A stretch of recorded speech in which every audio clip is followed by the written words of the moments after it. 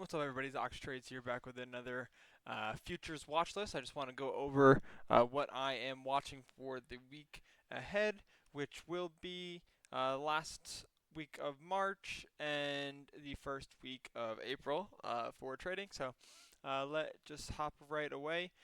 First off, I do want to say uh, this range that we had, this daily range on NQ and ES, all the way from, like, this whole area lasted like 200 days, is broken on both indices. On ES, this whole range is officially broken, which means as long as we don't get a Trump tweet that pumps the market another 800 points like we did this past week, then we should get some clean action, which we haven't seen since the end of last year, the middle to end of last year. So let's just hop right into this, and we will start with the NQ chart, um, where it has finally broken its range that we have been in. So let's just go over levels for this week ahead. We did close extremely weak.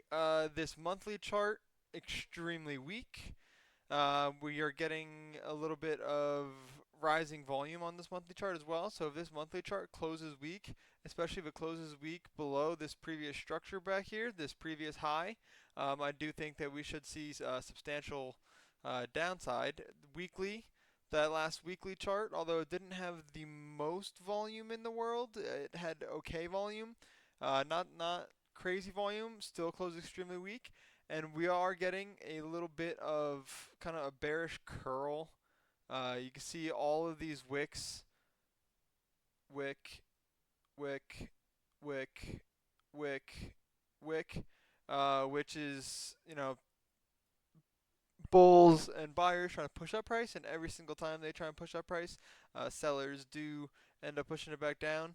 On the daily chart, we'd have another bearish daily close, and something I was talking to my friend Kyle, which I did see a little bit on this daily chart, kind of have a little bit of a ugly bearish H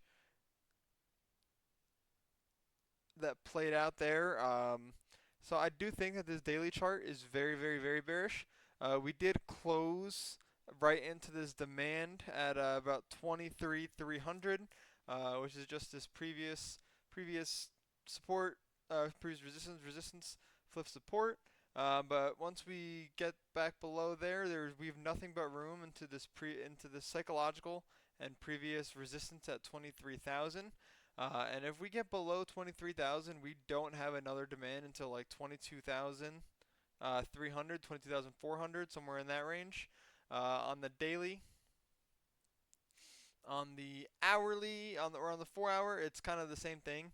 Um, I do want to see a little bit, like I want to see a continuation of the entire trend, not just downside. So it would be nice if we might get like a little bit of a dump and then a bounce, maybe lower high off this previous structure, this previous support, flips into resistance for more downside. That's kind of what is my ideal scenario. So if we pop back into like this 23 500, which is this previous support, previous resistance, flip support.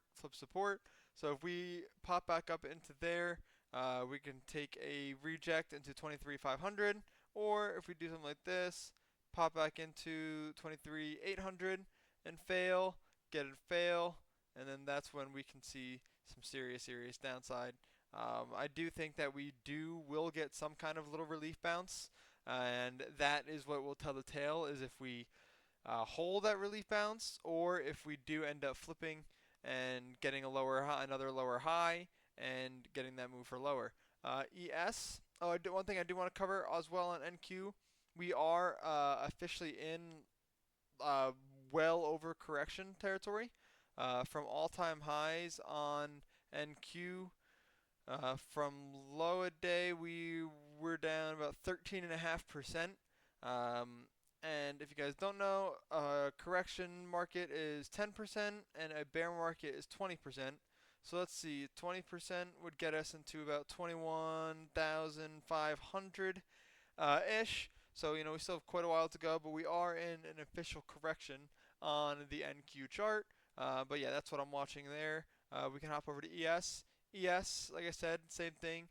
Broke out of this range. We broke out. We closed weak below that key demand, key area over here at like 6,400 or 6,450, and we closed back into a big daily demand here at 6,400. You can see this previous support over here.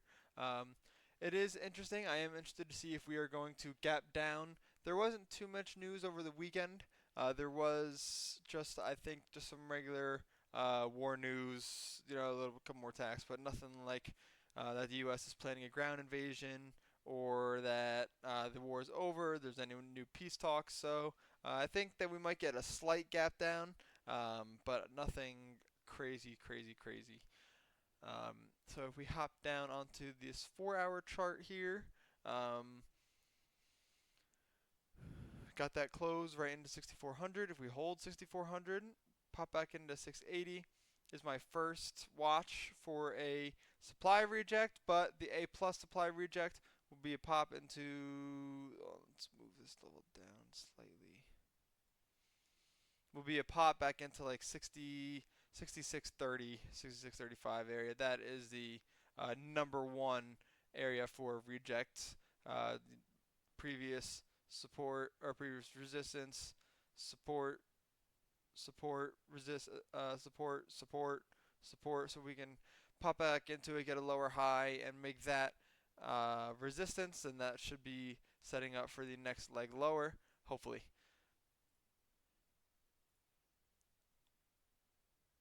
And on the ES's chart, we are just about in a correction. We are closing, did pretty much just about 10%, which, like I just covered, 10% is correction territory on ES. ES did close below these previous all-time highs from 2024, which is very, very, very important for the market coming up. I will go over SPY and QQQ very briefly, just because it's the same chart. So SPY, same thing. Levels to watch here on SPY. We closed back into this huge demand, 634. We pop back into the we drop down to the hourly.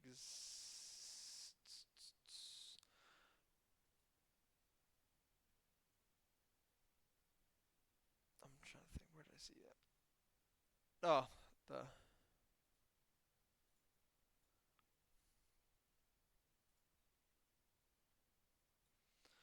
pop back into the 642. You can look for a reject. A plus level is at 644, 645. Look for a lower high, get a reject. We have a very, very, very nice downtrend on the S&P. Highs, low, lower low, lower high, lower low, lower high, lower low. We have a beautiful downtrend. So we should see lower across the board here. QQQ going to be the same as the ES chart, but for those who trade options, here you go. QQQ close back into this big demand over here at 560. Very, very, very big demand, as you can see. It has held over here, right here, right here again. If we break below 560, we got nothing but room back into this other big demand over here at 552. Break below 552, we get into this like 537.50, which correlates with that NQ 23,000. But that is all I got. Last thing I want to cover is crude.